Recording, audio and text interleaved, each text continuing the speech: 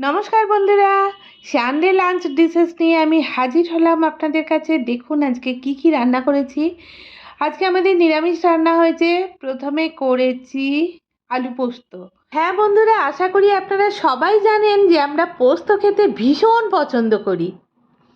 এরপর করেছি মুগের ডাল। আজকে মুগের ডালে কোনো রকম সবজি দিইনি, শুধু শুকনো লঙ্কা, জিরে আর তেজপাতা ফোড়ন দিয়ে করেছি। এরপর আছে একদম ধোঁয়া ওঠা সাদা ভাত। আমাকে যদি 3 বেলা 4 বেলা ভাত দেওয়া হয় আমি তাই খেয়ে নেব। আর করেছি চাটনি, টমেটো, খেজুর, আলু বোখরা, আমসত্ত্ব, কাঁচা লঙ্কা, এই সমস্ত কিছু দিয়ে চাটনি। আজকে চাটনিটা আমি করেছি চিনি দিয়ে, গুড় দিয়ে করিনি। আর খাবার সময়টা তো আর বলার অপেক্ষা রাখে না।